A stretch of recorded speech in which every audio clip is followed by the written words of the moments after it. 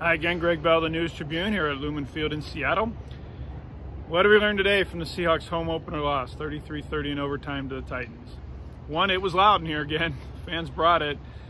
Felt like 2019 all over again. Jamal Adams said after the game he'd never experienced anything like this since LSU in Baton Rouge and Death Valley. He wouldn't admit which was louder, LSU's crowd or the Seahawks, but he said it was, quote, phenomenal. Yet the Seahawks let them down. Let 68,585 people down, let themselves down. They blew the game. We learned that offensively, this team is so reliant in Shane Waldron's new system on Chris Carson's running and Gerald Everett at tight end. The Seahawks had neither today. They scored 30 points, but they did it the hard way and did nothing really after halftime. Carson had just 31 yards on 13 carries. Everett had just one catch. Previous game against the Colts in the opener, 140 yards rushing, 91 by Carson.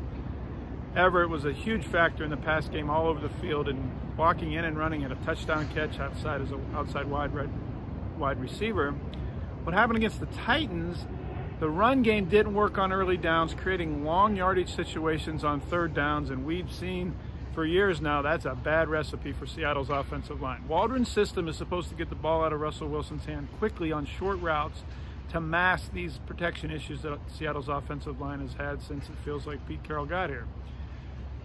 What happened today is there were so many third and long situations that Wilson had to hold on to the ball longer because the routes were taking longer to develop. Protection breaking down, Wilson running for his life, 12-yard sack in overtime to his own goal line. You saw what happened. Early downs are really critical running the ball to get in manageable third and short situations to allow Waldron's system to work. What else happened today offensively? The Seahawks gained 168 yards after halftime, meaning the third to the fourth quarter and in overtime, except for if you take out that 68-yard gift the Titans gave to Freddie Swain for a touchdown when they just decided not to cover him, a complete blown coverage. Nobody from here to Nashville anywhere near Swain on that catch down the left seam for a touchdown. Beside that play, Seattle just 168 yards in basically 3 quarters after halftime.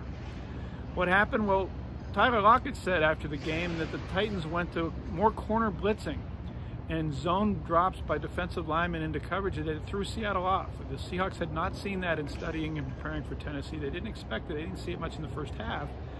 But Tennessee went to more blitzing from the edges in the second half, and Lockett said it threw him off. And again, the lack of running game again put Seattle in long yardage situations, didn't help either. What else we learned today is this team is not good enough to beat anybody if they're going to give first downs to the opposition. 5 penalties on defense, resulting in 5 first downs and directly attributing to 10 points for the Titans. Look, you may not like the new taunting rules, and they are sporadic in how they're enforced, and it does take emotion out of the game, but the NFL officials went to training camps this summer, as they always do, and one of the first things they sat down and said to these players in meetings with them was, we're calling taunting. You cannot stand over a fallen opponent and do anything. Look at him, yell at him, wolf, raise your fist, anything demonstrative toward an opponent on the ground especially.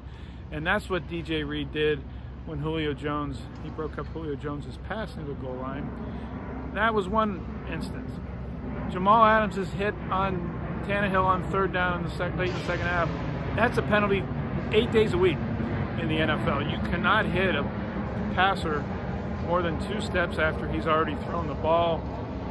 After the game, Adams said, well, it's an offensive lead. They're obviously going to protect the quarterbacks, but he agreed that you cannot make these penalties. Late hits on quarterbacks. Jordan Brooks, a late hit, the receiver was 3 yards out of bounds, carrying the ball out of bounds, and then Brooks hit him. That got him yanked from the game, and Cody Barton came in. That Carroll was so upset about that. Robert Nkemdiche had a late hit. He would have been benched for it, except the Seahawks only had 3 active defensive linemen on the roster, exploiting an issue that's been with this team since summer. Again, the Seahawks went to 5 defensive linemen as they get against the Colts. The twist today is they went to 3 defensive ends most of the time.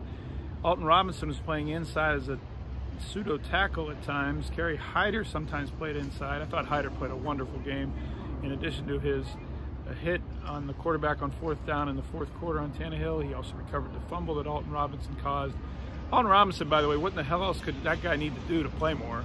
Every time he's on the field, he seems to make a difference, yet he still gets very limited reps.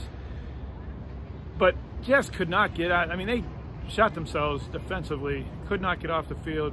Pete Carroll blamed himself after the game for the lack of discipline. He said he gets them all amped up to play. The crowd had him going, and he's got to have them toe the line better than that. I talked to Kerry Hyder in the tunnel outside the locker room, and he said, that's not on coach, that's on us. We're veteran players, we're a smart team that should be smart enough not to make plays like that. Cost them today. It extended 5 drives and gave Tennessee 10 points in a game that went to overtime.